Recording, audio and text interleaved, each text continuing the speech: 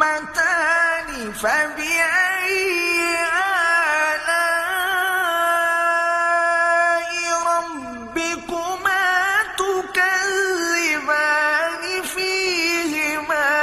عينان نضاختان فبأي آلاء ربكما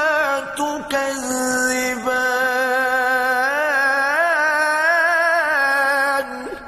فيهما فاكهة ونخل ورمان